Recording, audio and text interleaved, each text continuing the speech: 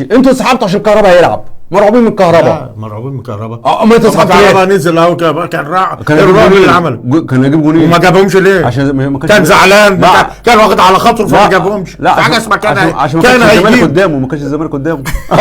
ما لو كان الزمالك قدامه كان جابهم. والمصحف انتوا عسل، انتوا كان هيجيب.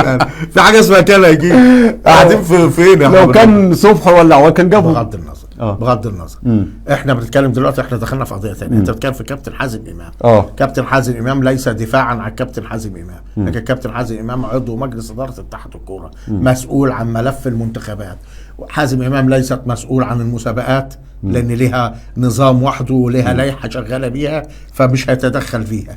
حازم امام مش مسؤول عن لجنه الانضباط لان لجنه من مستشارين اجلاء ملهوش علاقه بيها وما يقدرش يتدخل لا هو ولا غيره في قرارها. حازم امام مش مسؤول عن لجنه التظلمات لانهم برضو مجموعه من المستشارين الاجلاء مش هيقدر يتدخل بينهم. فما تقعدوش تحطوا حازم امام ان هو لا، انا بقول لك يعني المفروض يعني طبيعي جدا ان كابتن حازم امام ده صديق شخص جدا، والناس منتهى يعني راجل ما شاء الله عليه، منتهى الادب والاخلاق، وكلنا بنحبه، مصر كلها بتحب حازم امام. لكن انا بصراحه استغربت جدا انه يطلع يعني انا شايف ان دي بصراحه ركوب موجه، يعني ملهوش علاقه، كلها رايحه للزمالك. ده عضو مجلس اداره ملوش يا راجل ازاي يا راجل المناقشات دي تتم جوه الاوضه، زي كابتن ايهاب الكومي برضه. يعني الدكتور ايهاب الكومي صديقنا العزيز وراجل بنحبه ونحترمه، يطلع يقول لك ان عقوبه ايقاف كهرباء كانت اكبر من كده والغرامه الماليه اكبر من كده. طب انت عرفت منين يا كابتن دكتور ايهاب الكومي ان العقوبه كانت اكبر من كده؟ هل لجنه الانضباط مخترقه؟ هل انتوا في اتحاد الكوره؟ لا، المخترق النادي الاهلي بس. لا، ما الحمد لله طهرناه. يعني انا طبعا يعني الدكتور ايهاب الكومي طبعا انا مش عارف، طبعا ما فيش متحدث رسمي لاتحاد الكوره طبعا، لكن الدكتور ايهاب الكومي طبعا صديقنا العزيز طلع بالصوت والصوره قال ان هو قبل اعلان العقوبه المستشار الجليل اللي اصدر العقوبه قال له ان العقوبه كانت هتبقى اكبر من كده والغرامه الماليه كانت اكبر من كده. ازاي ازاي الراجل يروح يبلغ العقوبه دي لعضو مجلس الاداره قبل اعلانها؟ بدايه الاستاذ احمد موسى قال العقوبه كامله بالنص لحيثيات القرار قبل صدورها رسمي. هي ما بتصدرش، الاتحاد الكوره اصلا ما بيصدرش حاجه، اي حاجه فيها عقوبه ما بتصدرش. لكن انا بقول الدكتور ما علقهاش ولا قال عليه، يعني ما حطش العقوبه اصلا.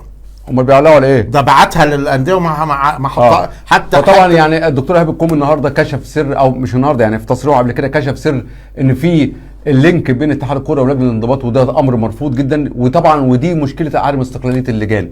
فعلا اللجان في مصر طول ما اللجان كلها داخل اتحاد الكوره او تحت مظله اتحاد الكوره هنشوف مهازل كتيره جدا من المهازل دي.